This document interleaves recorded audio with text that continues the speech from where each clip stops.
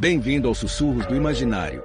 Nosso canal é totalmente dedicado a audiobooks, proporcionando uma experiência imersiva para todos os amantes de boas histórias. Aqui, você pode relaxar e deixar sua imaginação fluir enquanto escuta os melhores títulos literários. Dica especial: para uma experiência ainda mais completa, recomendamos que você acompanhe o audiobook com o livro físico ou o e-book. Dessa forma, você poderá desfrutar tanto da narrativa quanto do texto original, unindo os dois mundos. Pedimos desculpas especialmente aos deficientes visuais por quaisquer falhas que possam ocorrer nos audiobooks, como trechos em outras línguas, pequenos erros de narração ou tradução. Isso acontece porque utilizamos narração sintética para manter a produção dos áudios. Queremos ouvir você. Sugira nos comentários livros que gostaria de ver aqui no canal. Não se esqueça de curtir, comentar e se inscrever para ficar por dentro de todas as novidades. Obrigado por estar conosco e bons sussurros.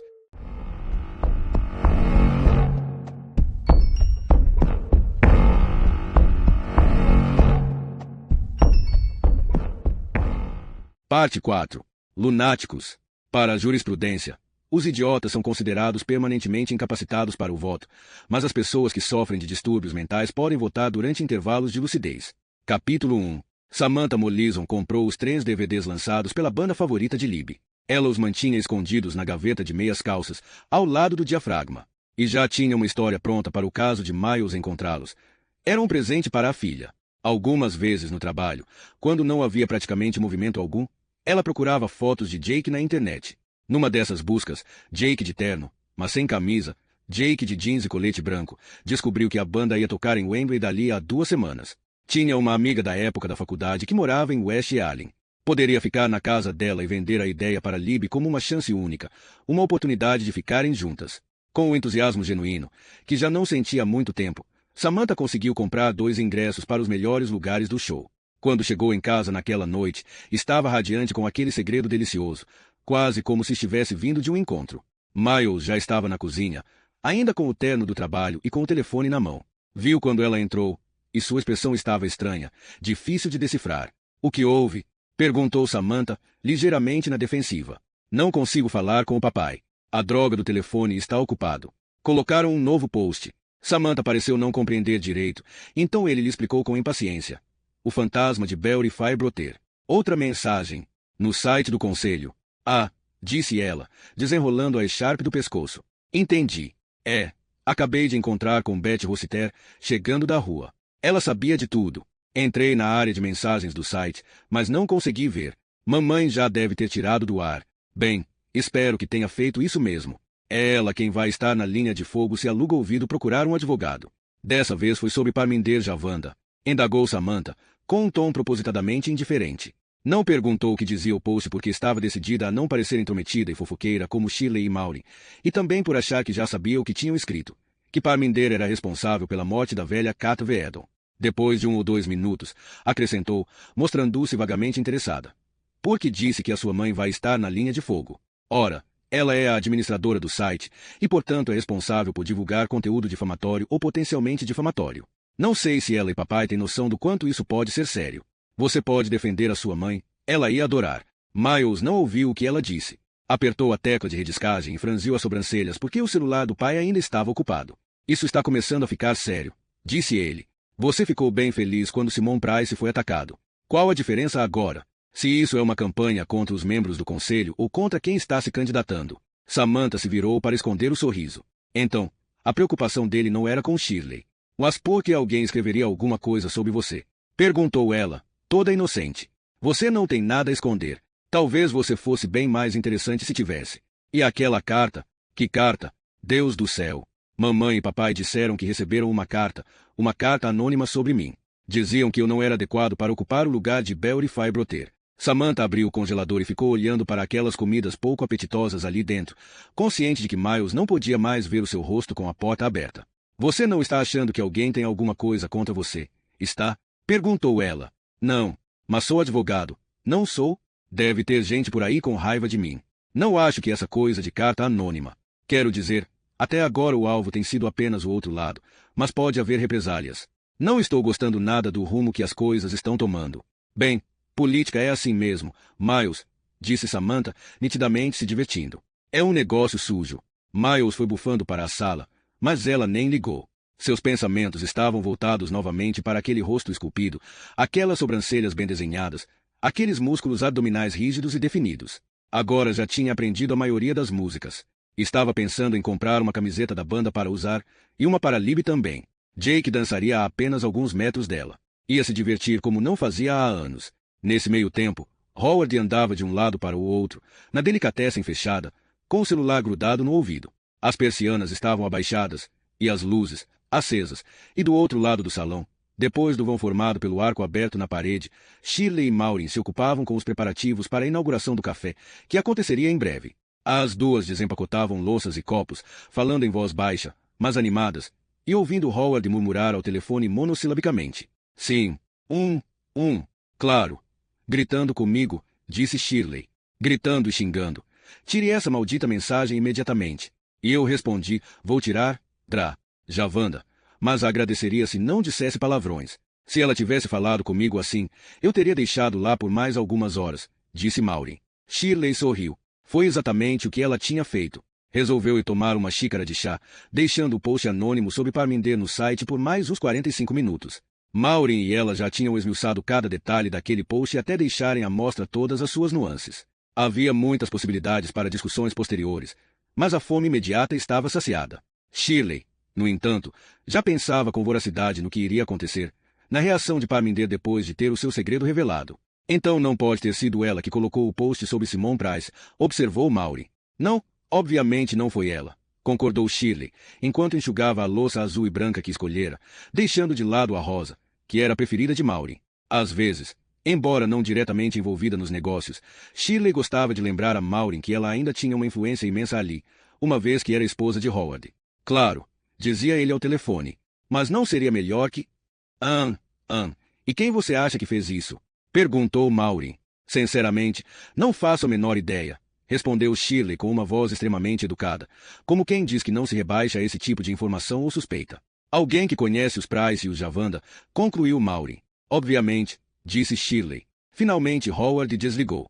Aubrey concorda, disse para as duas, entrando no café com aquele seu andar característico. Estava com a edição do dia da Gazeta de Yarville e adjacências nas mãos. Muito fraco. Realmente muito fraco. As duas mulheres levaram uns segundos para lembrar que deviam parecer interessadas no artigo póstumo de Belry Firebroter, publicado no jornal local. O fantasma de Belry era tão mais interessante. Ah, é mesmo. Achei o artigo muito sem graça assim que o li, disse Shirley, se apressando em entrar no assunto. A entrevista com Crystal Veedon foi mais engraçada, debochou Maureen, tentando nos fazer acreditar que ela tem algum interesse por arte. Só se o que ela chama de arte for rabiscar as carteiras da escola. Howard deu uma gargalhada. Como desculpa para virar as costas, Shirley pegou do balcão a injeção de adrenalina de Andrew Price que Ruth tinha deixado na delicatessen naquela manhã, para o caso de uma emergência. Shirley havia procurado se informar sobre isso no seu site de medicina favorito e se sentia completamente apta a explicar como a adrenalina agia no corpo. Como ninguém perguntou nada, ela pôs o pequeno tubo branco no armário e fechou a porta, fazendo tanto barulho quanto pôde para interromper algum outro dito espirituoso de Maureen. O telefone tocou na mão imensa de Howard. Alô? Ah, Miles, sei. Já sabemos sobre o post. Mamãe o viu esta manhã, disse ele, rindo. Já tirou. Não sei. Acho que foi postado ontem.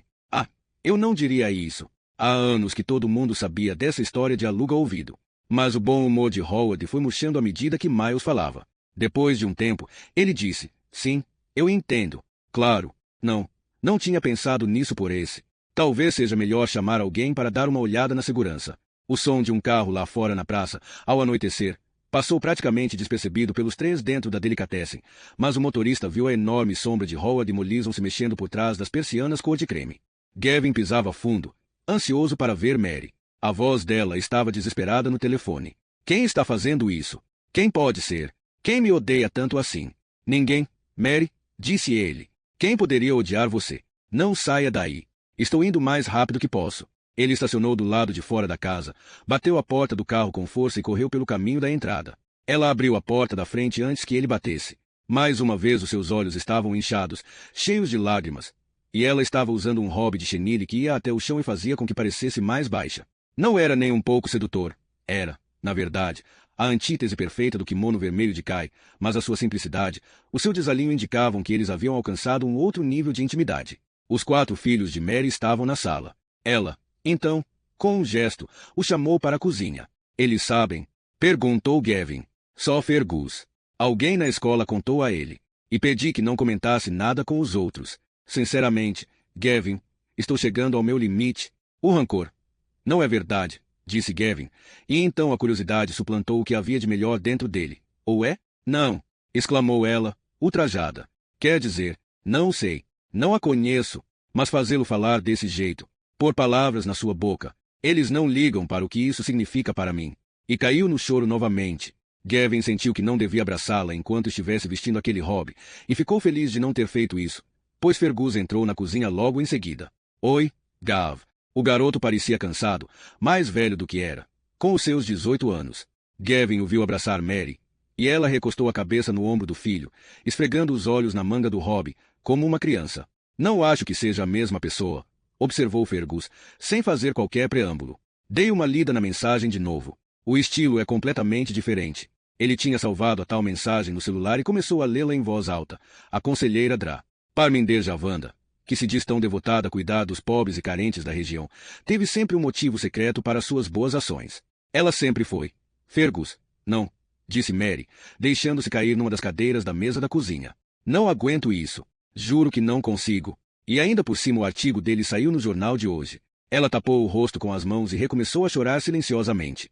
Gavin, então, viu a Gazeta de Yarville e adjacências em cima da mesa. Nunca tinha lido esse jornal. Sem perguntar ou oferecer, foi até o armário e lhe preparou um drink. Obrigada, Gavin, disse ela, pensativa, quando ele lhe deu o copo.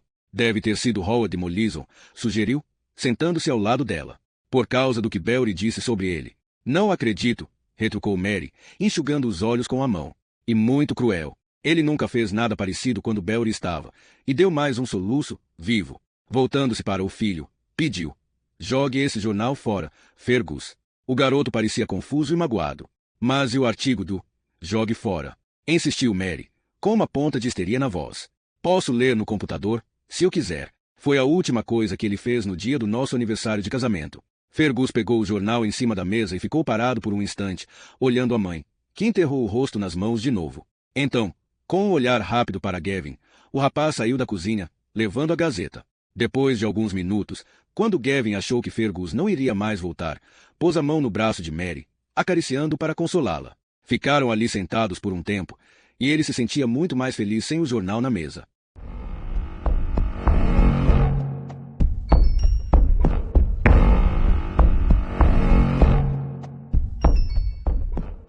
Capítulo 2.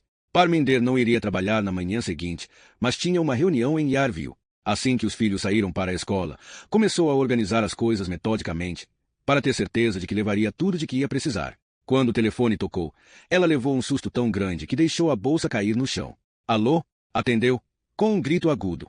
Do outro lado da linha, Tessa ficou preocupada. Minda, sou eu. Você está bem? Estou? Estou. O toque do telefone me assustou, disse Parminder, recolhendo chaves, papéis, moedas e tampões pelo chão da cozinha. O que foi? Nada, disse Tessa. Só estou ligando para conversar e saber como você está. O assunto do post anônimo pairava entre elas como um monstro zombeteiro, se balançando na linha do telefone. Parminder quase não tinha deixado a amiga falar sobre isso durante a ligação da véspera. Ficou gritando sem parar. É mentira. Uma mentira imunda. E não venha me dizer que Howard Mollison não está por trás disso. Tessa não ousou insistir naquele assunto. Não posso falar agora, disse Parminder. Tenho uma reunião em Yarville. A revisão do caso de um menininho com classificação de potencial situação de risco. Ah, tudo bem. Desculpe. Podemos nos falar mais tarde. Então? Claro. Respondeu a médica. Ótimo. Até mais tarde. Parminder pegou as coisas que tinham caído da bolsa e saiu correndo de casa, voltando apressada do portão do jardim para ver se tinha trancado a porta direito.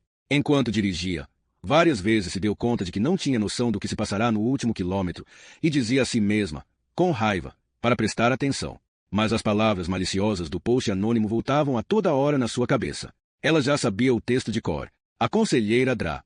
Parminder Javanda, que se diz tão devotada a cuidar dos pobres e carentes da região, teve sempre um motivo secreto para suas boas ações. Ela sempre foi apaixonada por mim, e mal conseguia esconder isso cada vez que me olhava. Em todas as reuniões do conselho, sempre votou de acordo com o que eu lhe dissesse. Agora que estou morto, ela será inútil como conselheira, porque perdeu o cérebro que a comandava. Tinha visto a mensagem na manhã do dia anterior, quando abriu o site do conselho para checar a ata da última reunião. O choque foi quase físico. A sua respiração se acelerou e ela ficou ofegante, como nos momentos mais excruciantes do trabalho de parto, quando tentava se abstrair da dor, se libertando da agonia daquele momento. Agora todo mundo saberia. Não havia onde se esconder. Os pensamentos mais estranhos passavam pela sua cabeça. Por exemplo, o que a sua avó diria se soubesse que ela estava sendo acusada, em fórum público, de amar o marido de outra mulher, um Gora, um homem branco, além de tudo. Quase conseguia ver a sua bebê cobrindo o rosto com uma das dobras do sari, sacudindo a cabeça e balançando o corpo para frente e para trás, como fazia toda vez que um golpe duro atingia a família. Alguns maridos iam querer saber se isso é verdade, tinha-lhe dito Vikram na noite passada, e ela notou que havia uma contração diferente no seu sorriso sarcástico. É claro que não é verdade, respondeu, com uma das mãos tremendo sob a boca. Como você pode me perguntar uma coisa dessas? É claro que não é verdade.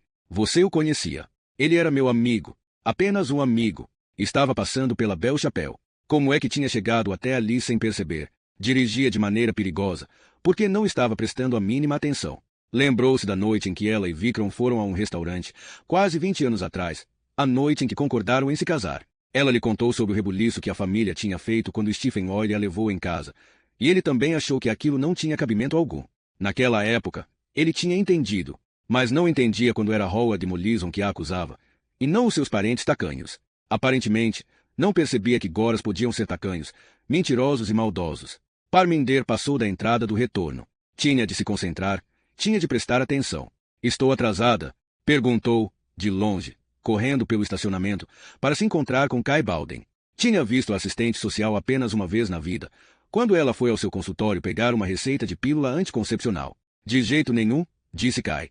Estou esperando para ir com você até a sala de reunião porque lá dentro é um verdadeiro labirinto. O departamento de assistência social de Yarville ficava num prédio de escritórios horroroso da década de 1970. Enquanto subiam no elevador, Parminder ficou se perguntando se Kai sabia sobre o post anônimo no site do conselho ou sobre as acusações feitas contra ela pela família de Catherine Veedon.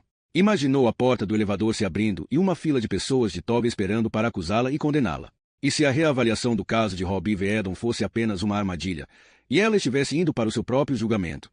Kai a conduziu pelo corredor da instituição, deserto e em péssimo estado, até a sala de reunião. 3 outras mulheres já estavam sentadas lá e sorriram para Parminder. Essa é Nina, que trabalha com a mãe de Robbie na Belle Chapelle, disse Kai, sentando-se com as costas voltadas para as janelas convenezianas. Essa é minha supervisora, Gillian, e essa é Louise Harper, que dirige a pré-escola Anchor Road. Doutora Parminder Javanda, a médica de Robbie, acrescentou Kai. Parminder aceitou um café. As outras 4 mulheres começaram a conversar sem a incluir. A conselheira Dra. Parminder Javanda, que se diz tão devotada a cuidar dos pobres e carentes da região. Que se diz tão devotada. Howard Mollison, seu desgraçado. Ele sempre a achará uma hipócrita. Belry tinha lhe dito isso. Ele pensa que, só porque vim de Fields, quero que Pagford seja ocupada pelos Yarvillianos. Mas você, que é de classe média alta, ele acha que não tem o direito de estar do lado de Fields. Acha que você é uma hipócrita ou gosta de fazer confusão só para se divertir. Entender por que a família tem um médico de Pagford? Perguntou uma das 3 assistentes sociais desconhecidas, cujo nome Parminder já tinha esquecido. Muitas famílias em Fields têm registro de saúde em Pagford, disse Parminder imediatamente. Mas acho que houve algum problema entre os Veedon e o médico, e eles foram expulsos da clínica de Cantermill, disse Kai, que tinha à sua frente uma pilha de papéis maior do que qualquer outra ali. Terry atacou uma enfermeira. E então eles foram mandados para você. Há quanto tempo? Quase 5 anos, respondeu Parminder, que tinha repassado todos os detalhes do caso na clínica. Ela tinha visto Howard na igreja, no velório de Belry, fingindo que estava rezando, com as mãos gordas e grandes postas diante do peito, e os Favley ajoelhados ao seu lado. Parminder sabia que os cristãos supostamente acreditavam nisso. Ama ao teu próximo como a ti mesmo. Se Howard fosse honesto, ele se viraria para o lado e rezaria para Aubrey. Ela sempre foi apaixonada por mim. E mal conseguia esconder isso, cada vez que me olhava. Será que não conseguia mesmo? A última vez que você o viu, Parminder? Perguntou Kai.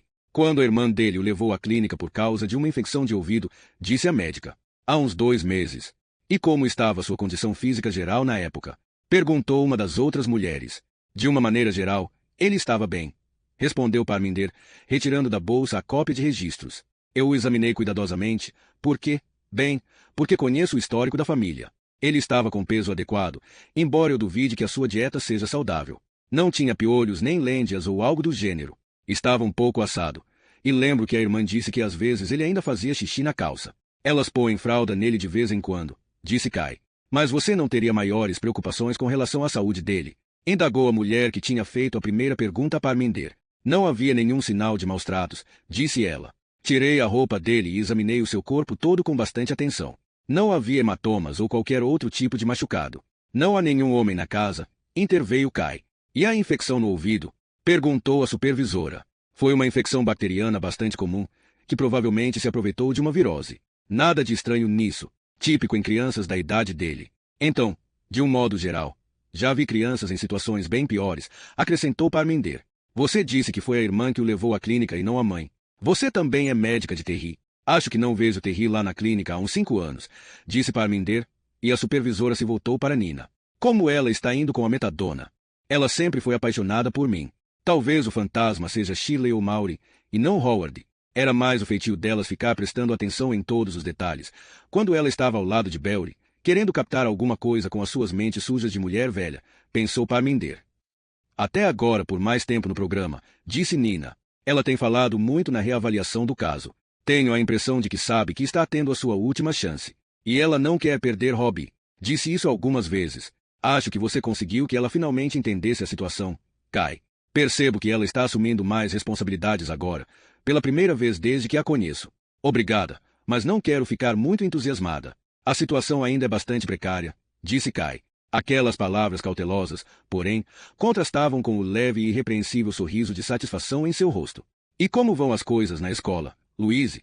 Bom, ele voltou, disse a quarta assistente social. Há 3 semanas que não falta nem um dia sequer, o que é uma mudança e tanto. A irmã adolescente é que vai levá-lo. As roupas são pequenas demais para ele, e quase sempre sujas. Mas ele fala sobre a hora do banho e das refeições em casa. E o comportamento? Ele está atrasado no desenvolvimento. Sua linguagem é bem pobre, e ele não gosta de homens.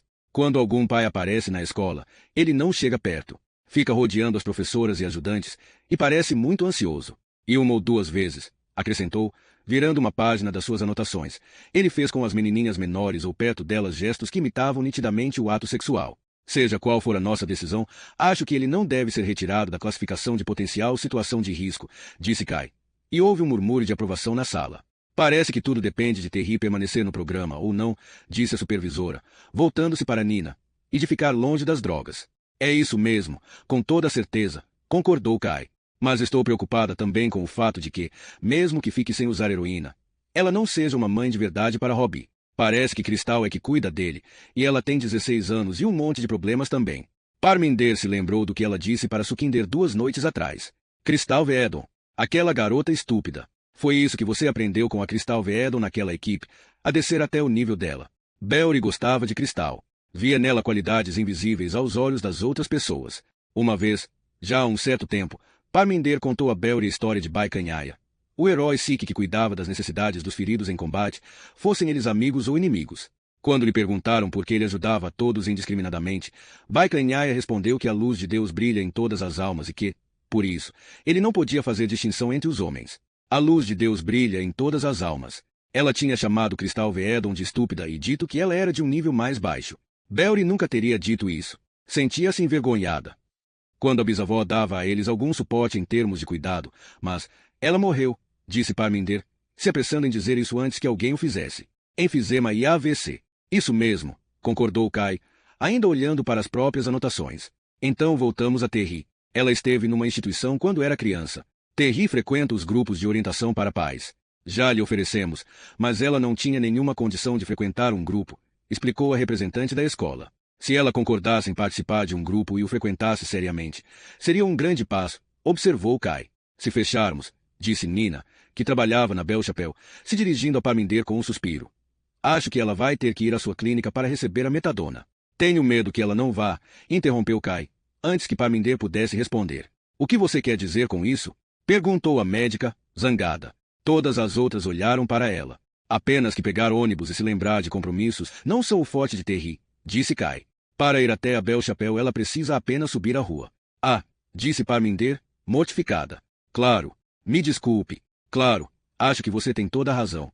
Pensou que Kai estivesse se referindo à acusação contra ela por causa da morte de Catherine Vedon, que achasse que Terry Vedon não confiaria nela por causa disso. Concentre-se no que elas estão dizendo. O que há de errado com você?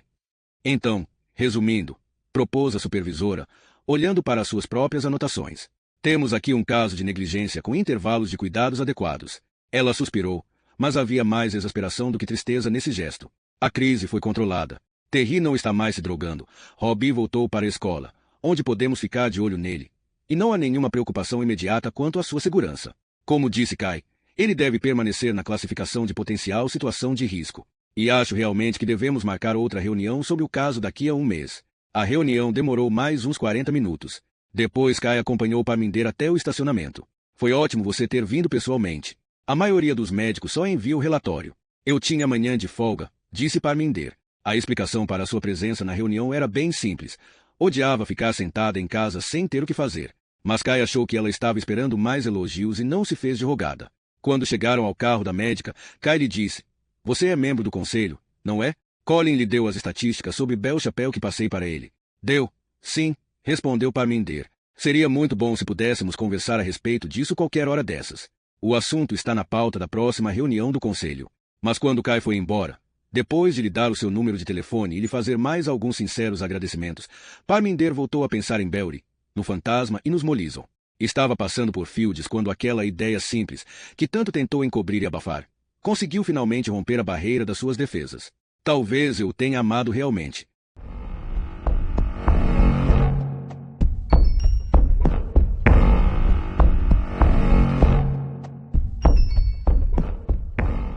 Capítulo 3. Andrew passou horas tentando decidir que roupa usar no seu primeiro dia de trabalho no Copper Kettle.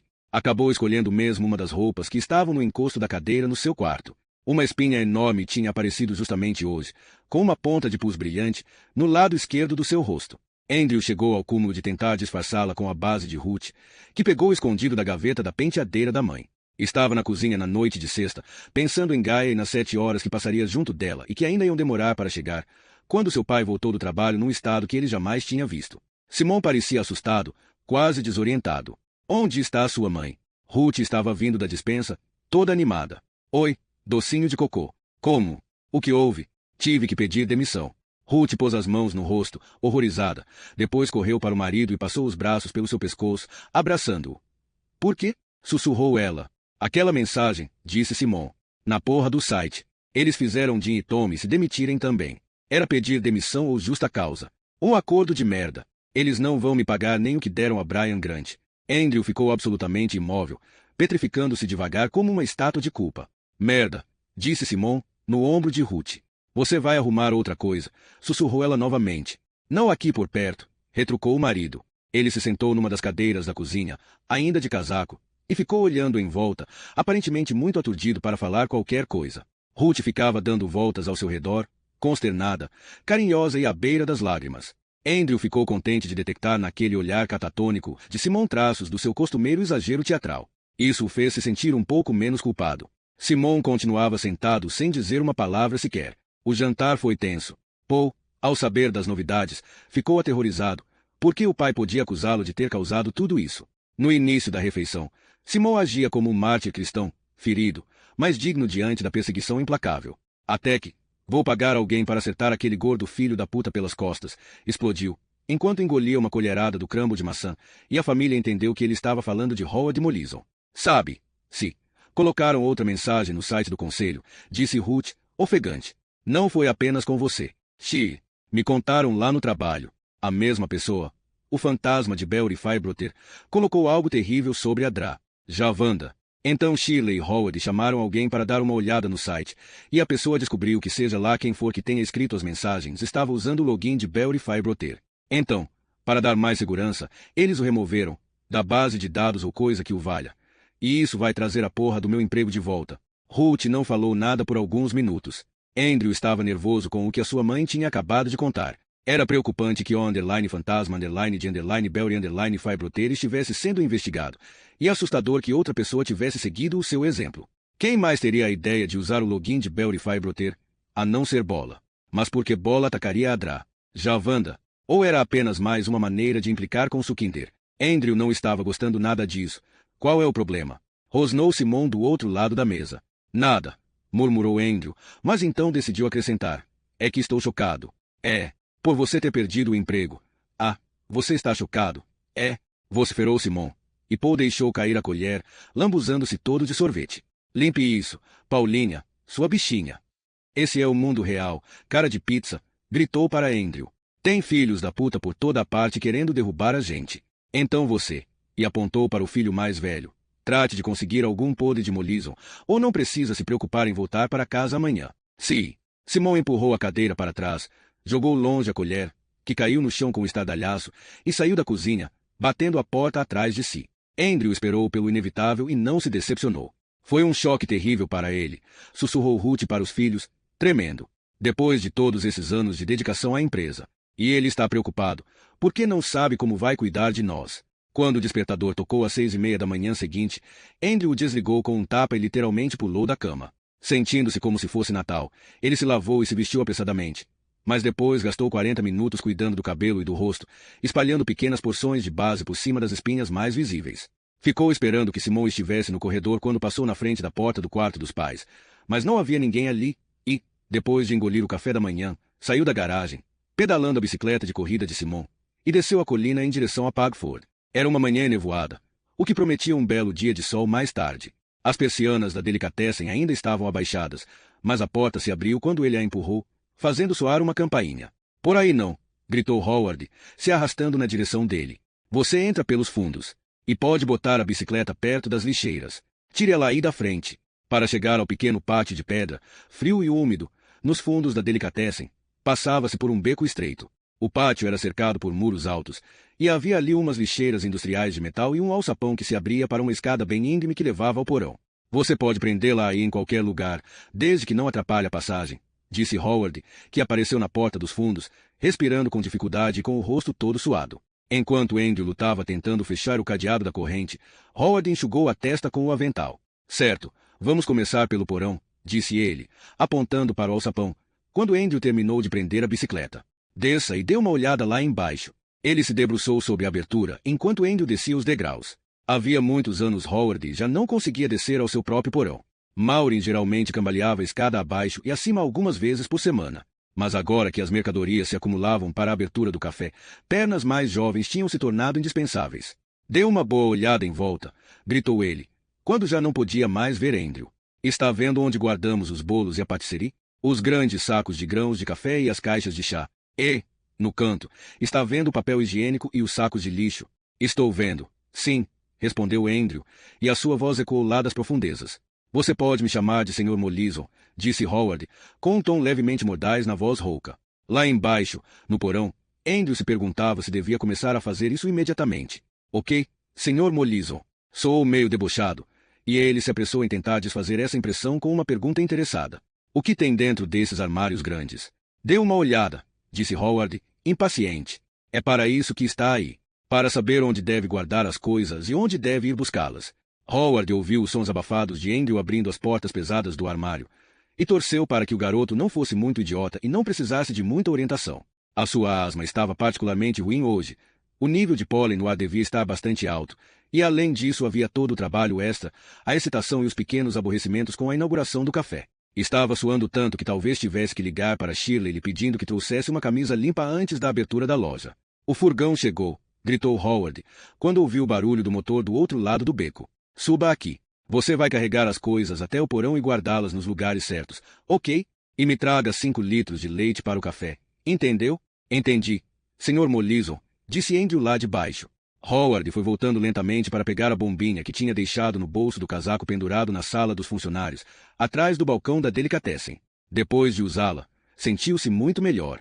Enxugando o rosto com o avental outra vez, sentou-se numa das cadeiras que rangiam para descansar um pouco. Desde que foi ver a Dra. Javana por causa da ferida na pele, Howard pensou várias vezes no que ela tinha falado sobre o seu peso, que era a origem de todos os seus problemas de saúde. Obviamente, uma tolice. Vejam o garoto dos Hubbard, um varapau, com aquela asma violenta. Howard sempre tinha sido grande, desde que se entendia por gente. Nas pouquíssimas fotografias em que aparecia com o pai, que abandonou a família quando Howard tinha uns 4, 5 anos, ele era apenas cheinho. Depois que o pai foi embora, a mãe pôs Howard sentado na cabeceira da mesa, entre ela e a avó, e ficava chateada se ele não repetisse o prato. Aos poucos, ele foi crescendo para preencher o espaço entre as duas mulheres. Aos 12 anos, já pesava tanto quanto o pai que os tinha deixado. Howard então passou a associar um apetite voraz à masculinidade. O corpanzil era uma das suas características marcantes, e fora construído, com prazer, pelas mulheres que o amavam. Pensou que era típico de aluga-ouvido, aquela desmancha prazeres castradora, querer que ele perdesse peso.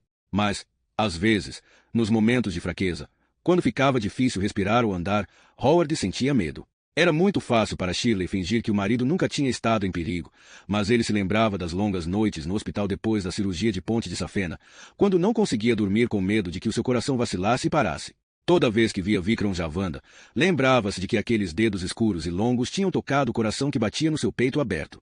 A cordialidade com que envolvia cada um desses encontros era a sua maneira de afastar o terror instintivo e primitivo. Tinham-lhe dito no hospital, depois da cirurgia, que ele precisava perder um pouco de peso, mas já tinha emagrecido naturalmente 13 quilos por causa daquela comida horrorosa, e Shirley estava determinada a engordá-lo de novo assim que ele saísse de lá. Howard ficou sentado por mais alguns minutos, desfrutando da facilidade de respirar depois de usar a bombinha. O dia de hoje seria muito importante. 35 anos atrás, ele apresentou a Pagford todas aquelas iguarias finas, com o entusiasmo de um aventureiro do século XVI voltando para casa com delícias do outro lado do mundo. E Pagford, depois de uma desconfiança inicial, começou a farejar timidamente o seu estoque com certa curiosidade. Pensou melancolicamente na mãe, que havia falecido recentemente e que sempre tivera orgulho dele e do seu tino para os negócios. Queria que ela estivesse ali para ver o café. Howard se ergueu novamente, pegou o chapéu Sherlock Holmes do cabideiro e o colocou cuidadosamente na cabeça, como se estivesse coroando a si mesmo. As novas garçonetes chegaram juntas às 8:30. Ele tinha uma surpresa para elas. Tomem, isso é para vocês, disse, segurando os uniformes, uns vestidos pretos com um aventalzinho branco de babado, exatamente como tinha imaginado. Devem caber. Maureen disse que sabia o tamanho certo. Ela também vai usar um. Gaia segurou o riso quando Maureen entrou na delicatessen vindo do café e sorriu para elas. Ela estava usando tamancos Dr. Shaw com uma meia preta. E o seu vestido terminava uns 5 centímetros acima daqueles joelhos enrugados. Vocês podem se trocar na sala dos funcionários, garotas, disse ela, indicando o lugar de onde Howard tinha acabado de sair. Gaia já estava tirando a calça jeans no banheiro dos funcionários quando viu a expressão no rosto de Sukinder. Que há, Suk? Perguntou. O novo apelido lhe deu coragem para dizer o que, do contrário, seria incapaz de pronunciar. Não posso vestir isso, sussurrou ela. Por quê? Perguntou Gaia. Vai ficar legal. Mas o vestido preto tinha mangas curtas. Não posso. Por quê? Minha nossa, disse Gaia. Sukinder tinha arregaçado as mangas do suéter. A parte interna dos seus braços estava coberta de cicatrizes e de cortes recém-fechados, que iam do pulso até quase o ombro. Suk, disse Gaia baixinho.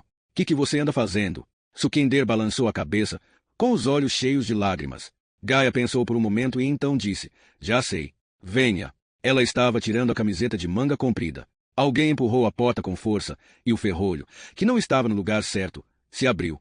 Andrew, suando em bicas, já ia entrando, carregando 2 pacotes enormes de papel higiênico, quando um grito zangado de Gaia o deteve. Ele voltou tropeçando na direção de Maureen. Elas estão se trocando lá dentro, repreendeu Maureen, com um tom ferino na voz. O Sr. Mollison me disse para guardar esses pacotes no banheiro dos funcionários.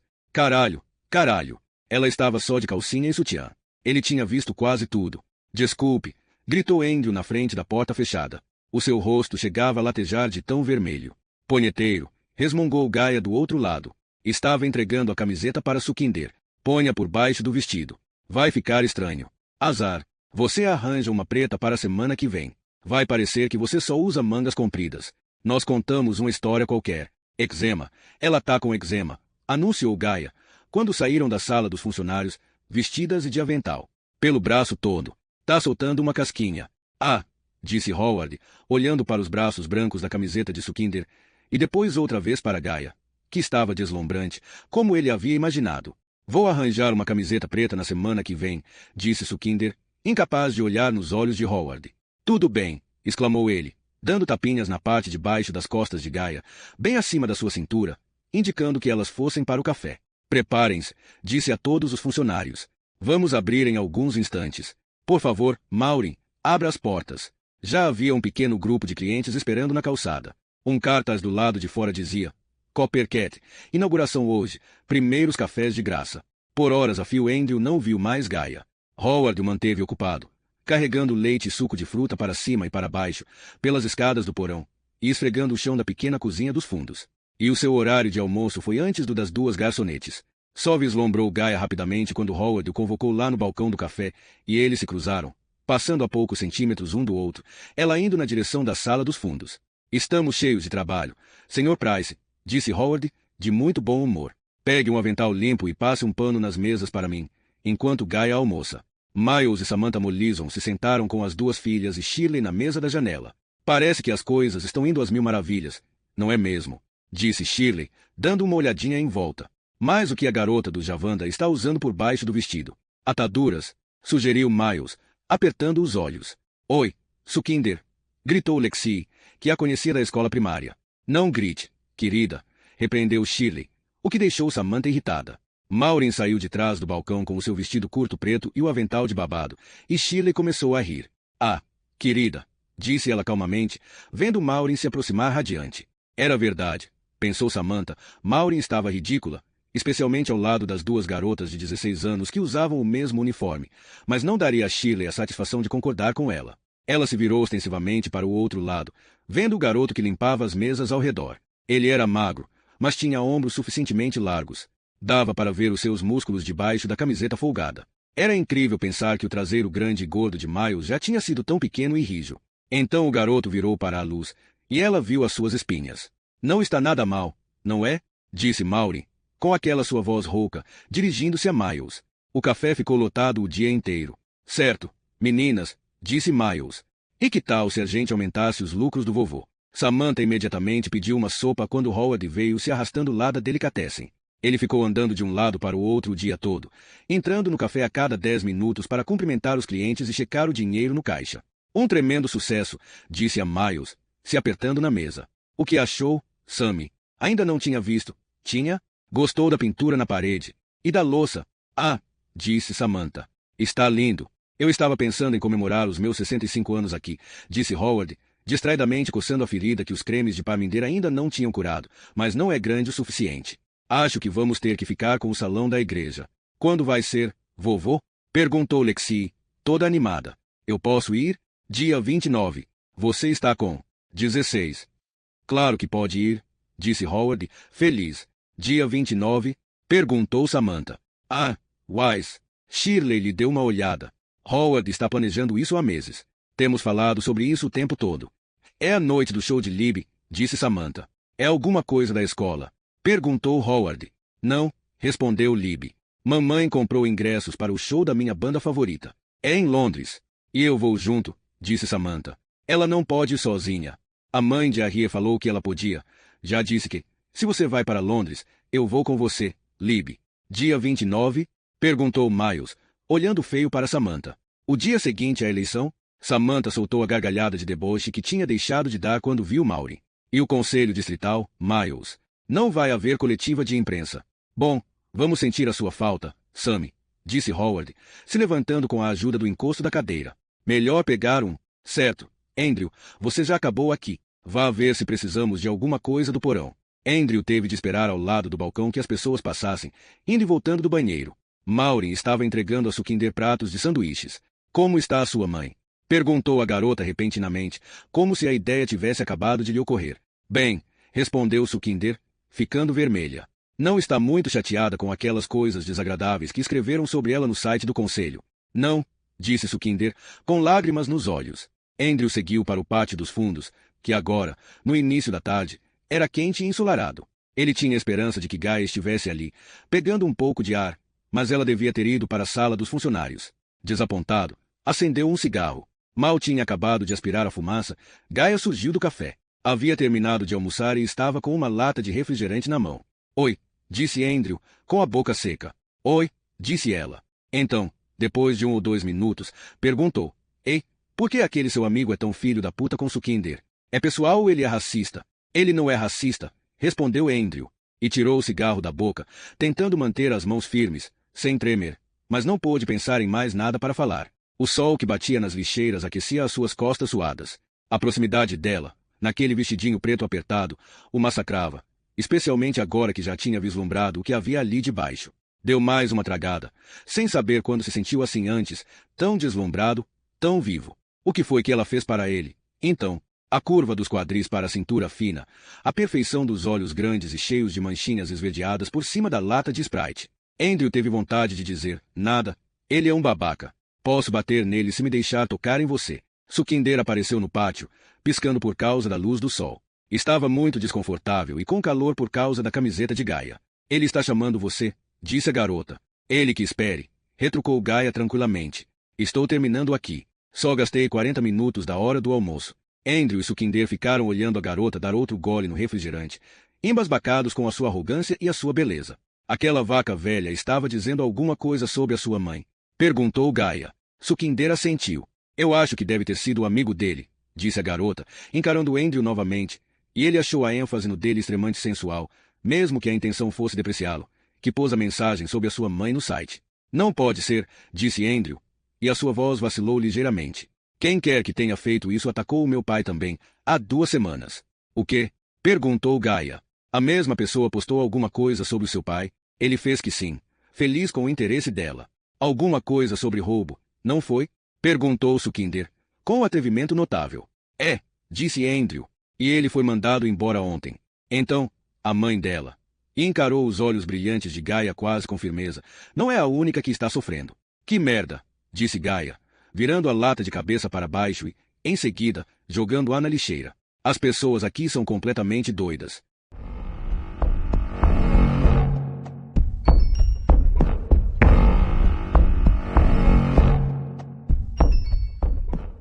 Capítulo 4. O post sobre Parminder no site do Conselho fez os medos de Colin Wall atingirem níveis de pesadelo. Não tinha a menor ideia de onde os Mollison estavam recebendo informações, mas se sabiam disso sobre Parminder. Pelo amor de Deus, Colin, exclamou Tessa. E apenas uma fofoca maldosa. Não tem fundamento nenhum.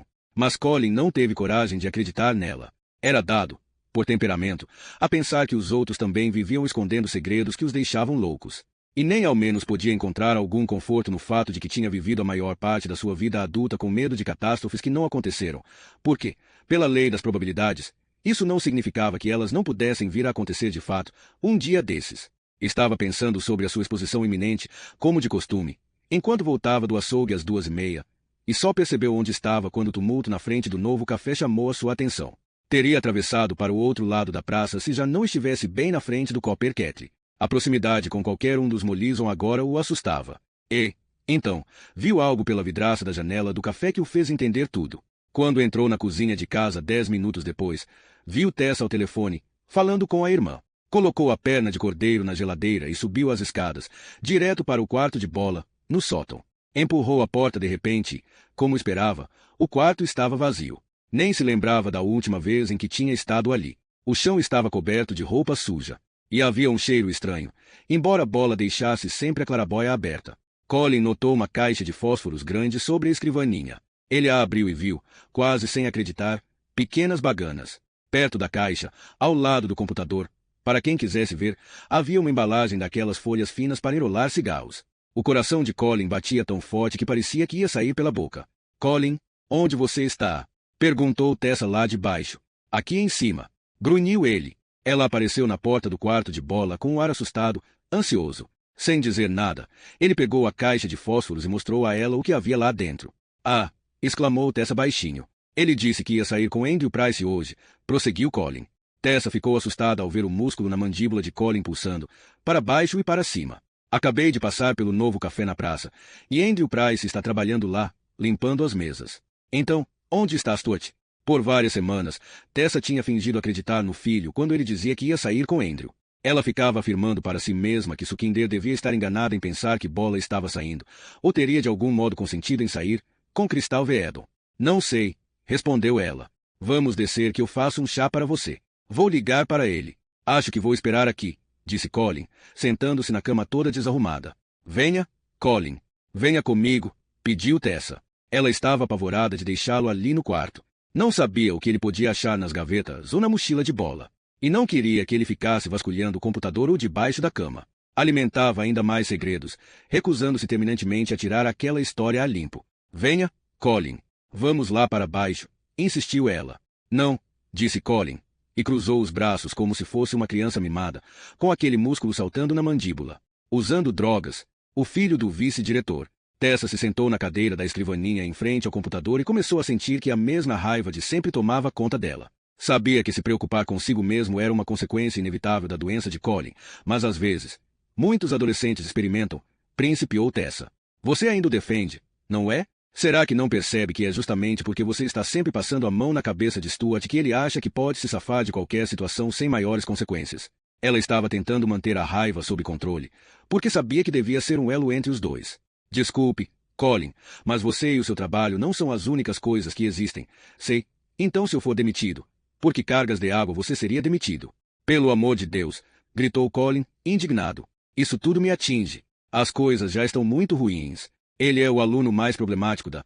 Isso não é verdade, retrucou Tessa. Ninguém, a não ser você, acha que o Stuart é um adolescente problemático. Ele não é Danny Tully, mas está indo pelo mesmo caminho. Usando drogas. Eu disse que você devia tê-lo mandado para a Paxton High. Sabia que, se ele fosse para Vinterdon, você ia achar que tudo o que ele fizesse era um ataque pessoal. Não me admira que ele esteja se rebelando, já que tudo o que ele faz ou deixa de fazer acaba se refletindo em você. Nunca quis que Stuart fosse para a sua escola. E eu? Explodiu Colin, se levantando da cama bruscamente. Nunca o quis de jeito nenhum. Não diga uma coisa dessas, gaguejou Tessa. Sei que está com raiva, mas não diga uma coisa dessas. A porta da frente bateu lá embaixo. Tessa olhou ao seu redor, assustada, como se Bola pudesse se materializar instantaneamente ao lado deles. Mas não foi apenas o barulho que a assustou. Stuart nunca batia à porta. Ele normalmente entrava e saía sorrateiramente, como se deslizasse por entre as frestas. Ouviu os passos do filho na escada. Será que sabia ou suspeitava que eles estavam no seu quarto? Colin ficou esperando, com os punhos cerrados ao lado do corpo. Tessa ouviu aquele último degrau que rangia, e então Bola apareceu na frente deles. Tinha certeza de que ele havia estudado aquela expressão antes de entrar, uma mistura de tédio e desdém. Boa tarde, disse o garoto, olhando da mãe para o pai, rígido e tenso. Ele tinha a serenidade que Colin jamais teve.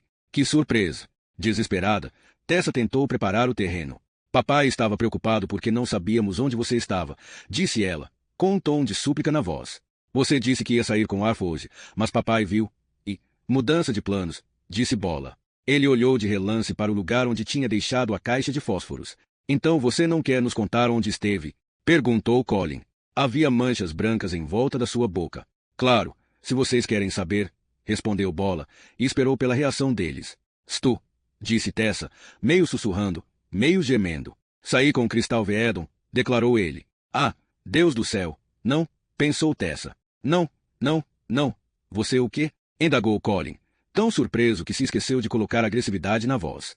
Eu saí com Crystal Veedon, repetiu Bola, um pouco mais alto. E desde quando? Disse Colin, depois de uma breve pausa. Ela é sua amiga. Tem um tempo, respondeu o garoto. Tessa percebeu que o marido lutava para fazer uma pergunta absurda demais para ser formulada. Você devia ter nos contado, Stu, disse ela. Contado o quê? Perguntou ele. Ela estava com medo de que aquela discussão tomasse um rumo perigoso. Aonde você estava indo? Respondeu ela, levantando-se e tentando não demonstrar nenhuma emoção. Da próxima vez, ligue para a gente. Tessa olhou para Colin na esperança de que ele fosse seguir o seu exemplo, andando na direção da porta. Mas ele ficou parado no meio do quarto, olhando para a Bola com horror. Você está envolvido com Crystal Veedon? Perguntou Colin. Pai e filho se encararam. Colin era mais alto alguns centímetros, mas era Bola que tinha o poder. Envolvido. Repetiu o garoto. O que você quer dizer com envolvido? Você sabe muito bem, retrucou Colin, com o rosto ficando vermelho. Você quer saber se eu tô trepando com ela? O gritinho de Tessa, Stu, foi completamente abafado pelo berro de Colin. Como é que você se atreve?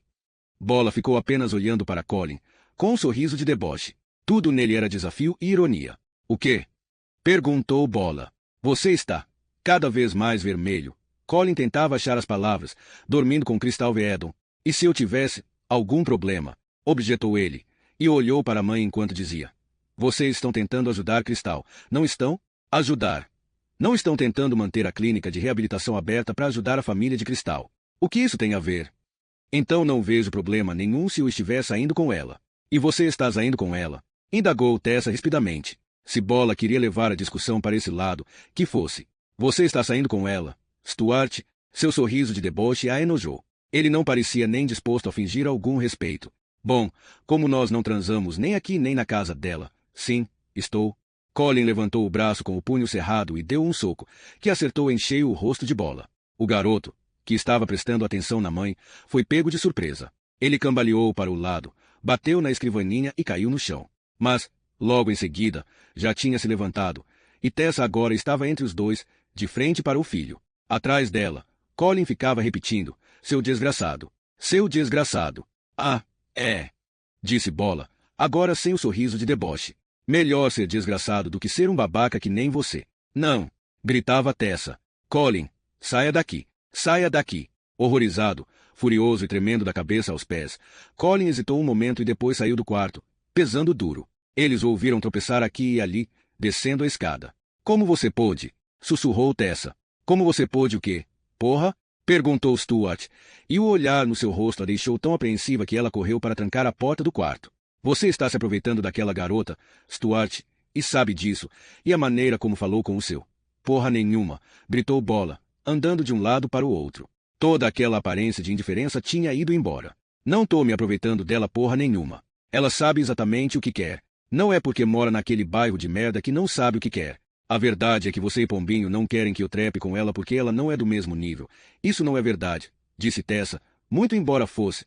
E, apesar de toda a preocupação que tivesse com relação a Cristal, adoraria saber que Bola teve discernimento suficiente para usar camisinha. Vocês são dois hipócritas de merda, você e Pombinho, disse ele, ainda andando de um lado para o outro. Ficam repetindo todas essas babaquices sobre ajudar os Veedon, mas não querem. Chega, gritou Tessa. Não se atreva a falar comigo desse jeito. Será que você não percebe, não entende, que está sendo muito egoísta? Não conseguiu ir adiante.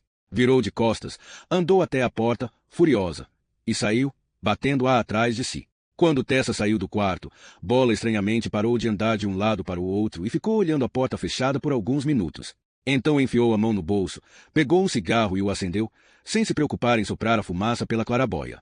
Ficou andando em círculos pelo quarto, e não tinha nenhum controle sobre os próprios pensamentos. Imagens soltas, desconexas tomaram conta da sua cabeça, passando muito rápido numa onda de fúria. Ele se lembrou de uma sexta-feira à noite, quase um ano antes, quando Tessa veio ao seu quarto lhe dizer que o pai queria levá-lo para jogar futebol com Belry e os filhos dele. O quê? Bola ficou atordoado. Aquela proposta não tinha nenhum cabimento. Só de brincadeira. E uma pelada, disse Tessa, começando a recolher a roupa suja pelo chão para evitar o olhar do filho. Por quê? Papai acha que pode ser legal, respondeu Tessa, se abaixando para pegar uma camisa da escola. Declan quer treinar, ou algo assim. Ele vai ter um jogo importante. Na verdade, Bola jogava futebol muito bem. As pessoas achavam isso surpreendente, achavam que alguém como ele não devia gostar de esportes, com certeza, desprezava essa coisa de time. Mas ele jogava como falava, com muita habilidade, driblava os adversários, fazia lançamentos, arriscava jogadas, sem se preocupar com o resultado. Eu nem sabia que ele jogava. Papai joga muito bem. Quando nos conhecemos, ele jogava 2 vezes por semana, disse Tessa, impaciente. Amanhã de manhã, às 10 horas, certo? Vou lavar a sua calça de moletom. Bola deu uma tragada no cigarro, lembrando-se disso quase sem querer, porque tinha concordado com aquilo. Hoje em dia, teria simplesmente se recusado a participar da farsa de Pombinho. Ficaria na cama até que eles cansassem de chamá-lo. Mas, um ano antes, ainda não sabia nada sobre autenticidade. Em vez disso, saiu de casa com Pombinho e suportou a caminhada de 5 minutos ao lado do pai, em silêncio absoluto. Um e outro igualmente conscientes do abismo que os separava. O campo pertencia à escola St. Thomas. Estava ensolarado e vazio. Eles se dividiram em 2 times de 3, porque Declan tinha convidado um amigo para passar o fim de semana na casa dele. O tal amigo, que claramente admirava Bola, veio com ele e o seu pai. Bola e Pombinho passavam um pelo outro em silêncio, enquanto Belry, de longe o pior jogador, ficava encorajando, incentivando e aplaudindo o tempo todo, com aquele seu sotaque de Yarville, correndo para cima e para baixo pelo campo que delimitaram usando suéteres. Quando Fergus marcou um gol, Belry correu na sua direção para que pulassem juntos, comemorando, e batessem peito com peito, mas calculou mal a distância e deu uma cabeçada no queixo do filho. Os dois caíram no chão, Fergus gemendo de dor e rindo, e Belry pedindo desculpas em meio a gargalhadas de genuína alegria. Bola se pegou rindo daquela cena, mas então ouviu a risada forçada e desajeitada de Pombinho, e se afastou, de cara amarrada. E então veio aquele momento constrangedor, lamentável, quando o jogo estava empatado, e faltavam poucos minutos para o fim da partida. Ele conseguiu roubar a bola de Fergus, e Pombinho gritou: Vamos lá, cara. Cara. Pombinho nunca tinha usado essa expressão na vida. Aquilo soou vazio, forçado, digno de pena. Ele estava tentando ser como Belry, imitando aquele seu jeito espontâneo de encorajar os filhos. Pombinho estava querendo impressionar Belry. A bola saiu voando dos seus pés como uma bala de canhão. E antes mesmo que atingisse o rosto desprevenido e abobalhado de Pombinho, antes que os seus óculos se quebrassem, antes que o sangue começasse a escorrer do seu supercílio, o garoto percebeu qual tinha sido a sua verdadeira intenção.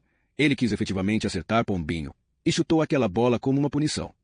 Os dois nunca mais jogaram futebol juntos. Aquela breve experiência, condenada ao fracasso, de relacionamento entre pai e filho foi arquivada como tantas outras antes dela. E eu nunca o quis de jeito nenhum.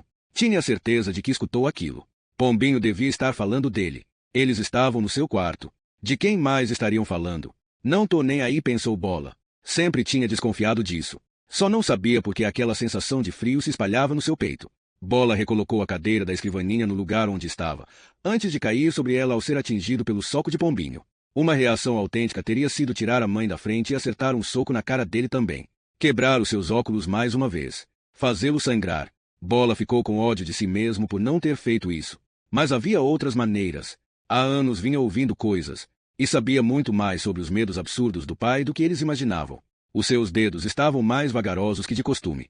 A cinza do cigarro na sua boca caiu no teclado enquanto ele entrava no site do Conselho Distrital. Semanas antes, tinha procurado por injeções SQL na internet e achou o código que Andrew não quis lhe dar. Depois de analisar a área de mensagens por alguns minutos, fez o login, sem dificuldade.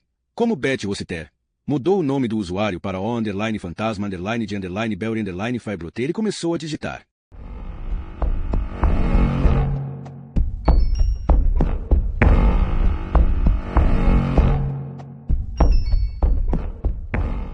Capítulo 5. Shirley Mollison estava convencida de que o marido e o filho tinham exagerado. Não podia ser tão perigoso assim deixar os posts do fantasma no ar. Não conseguia ver em que essas mensagens eram piores que uma fofoca qualquer, e isso, pelo que soubesse, ainda não era punido por lei. Também não acreditava que a lei fosse tão tola e irracional a ponto de responsabilizá-la pelo que outra pessoa escreveu. Isso seria terrivelmente injusto. Por mais orgulho que tivesse do diploma de advogado de Miles, tinha certeza de que dessa vez ele estava redondamente enganado. Checava as mensagens no site com mais frequência do que Miles e Howard a tinham aconselhado a fazer, mas não porque estivesse com medo das possíveis consequências legais. Certa de que o fantasma de Belry Fibroter ainda não havia concluído a tarefa que se impôs de destruir os que eram pró-Fields, estava ansiosa para ser a primeira a colocar os olhos no próximo post.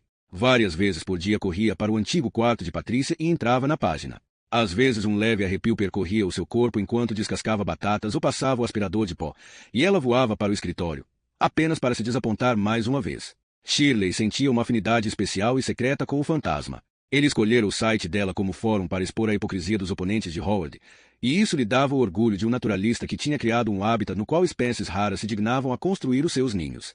Mas não era só isso. Shirley apreciava a raiva do fantasma, a sua ferocidade, a sua audácia. Ela se perguntava quem poderia ser, visualizando um homem forte e sombrio ao lado dela e de Howard, apoiando-os, abrindo caminho para eles em meio aos adversários, que iam caindo à medida que ele os atingia com as suas próprias e repulsivas verdades.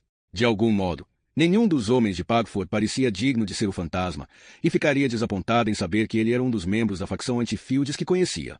Isso se ele for realmente um homem, disse Maury. Bem pensado, retrucou Howard. Acho que é um homem, disse Shirley, tranquilamente. Quando Howard saiu para o café no domingo de manhã, Shirley, ainda de hobby com uma xícara de chá na mão, foi direto para o escritório e entrou no site. As fantasias de um vice-diretor, postado por o fantasma de Belry Fibroter. Ela se sentou com as mãos trêmulas, clicou no post e o leu, boquiaberta. Depois correu para o saguão, pegou o telefone e ligou para o café, mas estava ocupado. Apenas 5 minutos depois, Parminder Javanda, que agora também tinha o hábito de olhar as mensagens no site do conselho com mais frequência que antes, abriu a página e viu o tal post. Como Shirley, a sua reação imediata foi pegar o telefone. Tessa e Colin Wall estavam tomando café da manhã sem o filho, que ainda dormia lá no quarto do sótão. Quando Tessa atendeu, Parminder nem deixou que a amiga acabasse de falar. Tem um post sobre Colin no site do conselho. Não sei como, mas não deixe que ele veja isso.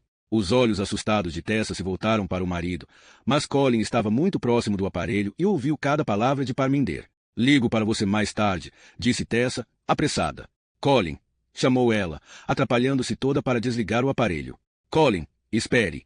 mas ele já tinha saído da cozinha, como uma bala, com aquele seu andar meio saltitante, os braços colados ao corpo, e Tessa teve que correr para alcançá-lo. Talvez seja melhor não olhar, pediu ela, mas a mão grande e ossuda de Colin já movimentava o mouse em cima da mesa. Ou eu posso ler e... As fantasias de um vice-diretor. Um dos homens que espera representar a nossa comunidade no Conselho Distrital é Colin Wall, vice-diretor da escola secundária Vintendon.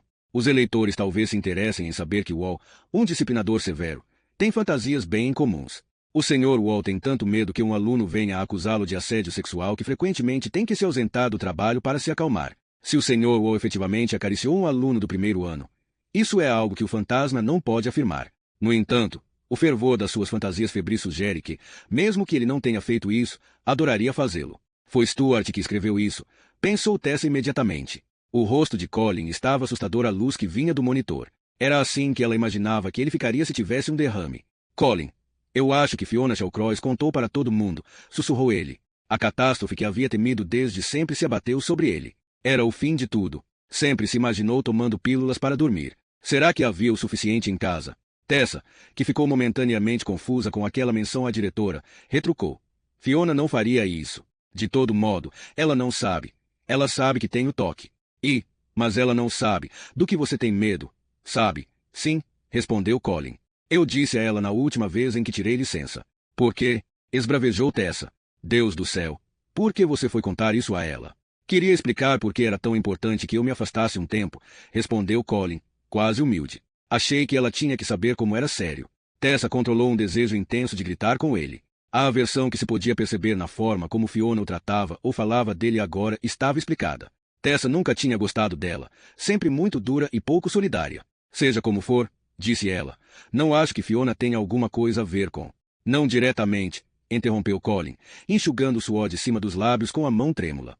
O Asmolison deve ter ouvido alguma fofoca, sabe-se lá onde. Não foi Molison. Stuart escreveu isso? Sei que foi ele. Tessa podia reconhecer o filho em cada linha. Era impressionante que Colin não visse isso, que não tivesse ligado a mensagem à briga de ontem, ao soco que tinha dado no filho. Ele não pôde nem resistir a terminar com uma literação. Deve ter escrito todas as mensagens. Simon Price. Parminder. Tessa estava horrorizada. Mas Colin não estava pensando em Stuart. Estava evocando pensamentos tão vividos quanto lembranças, quanto impressões sensoriais, ideias violentas e vis. A mão que apalpava e agarrava quando ele ia passando em meio à massa compacta de corpos juvenis. Um grito de dor, o rosto contorcido de uma criança. E ele se perguntando incessantemente, tinha mesmo feito aquilo? Tinha gostado? Não conseguia se lembrar. Sabia apenas que continuava pensando naquilo, vendo aquilo acontecer, sentindo aquilo acontecer. Carnes macias em uniformes de algodão azul, apalpar e agarrar, dor, choque, violação. Quantas vezes? Não sabia. Ficava horas se perguntando quantas crianças conheciam o seu segredo, se elas tinham falado umas com as outras, quanto tempo levaria até que fosse descoberto. Sem saber ao certo quantas vezes molestou alguém, e incapaz de confiar em si mesmo, Colin andava sempre carregado de papéis e pastas para manter as mãos ocupadas e não poder atacar ninguém, quando passava pelos corredores. Gritava, pedindo ao bando de crianças que saísse da frente, que se afastasse para deixá-lo passar. Mas não adiantava. Sempre havia os atrasados, que passavam por ele correndo, esbarrando nele, e, com as mãos ocupadas, Colin imaginava outras formas de contatos inapropriados. Um movimento de ombros para que o cotovelo roçasse num seio, um passo para o lado para garantir que os corpos se tocassem, uma perna acidentalmente enrascada para que sentisse a virilha na sua carne. Colin, disse Tessa, mas ele começou a chorar, soluçando tanto que o seu corpo grande e desengonçado se sacudia todo. E quando ela o abraçou e apertou o rosto contra o dele, as suas lágrimas se misturaram. A alguns quilômetros de distância, em Newtop House, Simon Price estava sentado na sala de estar, na frente de um computador novinho em folha. Ao ver Andrew sair pela manhã, de bicicleta, para o trabalho de fim de semana com Howard Molison, e ao lembrar que teve que pagar o preço de mercado por aquele computador, Simon ficou irritado e ainda por cima se sentindo injustiçado. Não voltou a entrar no site do Conselho Distrital desde a noite em que havia jogado fora o computador roubado, mas hoje lhe ocorreu, por uma associação de ideias, checar se a mensagem que tinha lhe custado o emprego ainda estava lá, podendo ser vista por possíveis empregadores. Não estava. Simon não sabia se devia isso à mulher, porque Ruth, por medo, não queria admitir que havia ligado para Shirley, mesmo que tivesse sido para pedir a remoção do post. Animado pelo fato de a mensagem não estar mais lá, procurou pelo post sobre Parminder, que também já havia sido removido. Já estava quase fechando a página quando viu o post mais recente, intitulado As Fantasias de um Vice-Diretor. Ele o leu 2 vezes e então, sozinho na sala de estar, começou a rir. Foi uma risada selvagem, triunfante.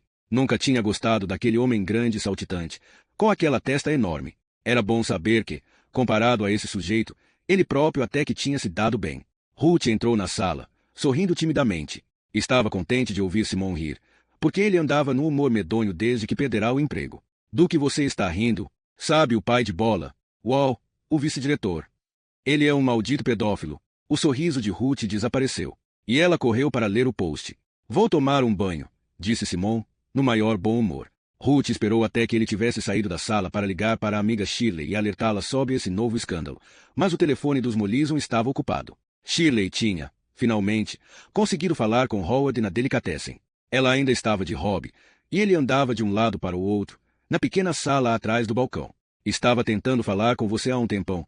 Mo estava no telefone. O que está escrito? Devagar. Shirley leu a mensagem sobre Colin, pronunciando cada palavra como se fosse uma apresentadora de jornal. Não chegou ao fim da mensagem. Howard a interrompeu antes. Você copiou a mensagem em algum lugar. O quê? Está lendo da tela. Isso ainda está no site. Você ainda não tirou isso de lá. Estou tirando agora. Mentiu Shirley, assustada. Pensei que você ia gostar. Tire logo. Deus do céu, Shirley. Isso está ficando fora de controle. Não podemos deixar esse tipo de coisa no site. Só achei que você devia. Trate de se livrar disso imediatamente e conversamos quando eu chegar, gritou Howard. Shirley ficou furiosa. Eles nunca tinham levantado a voz um para o outro.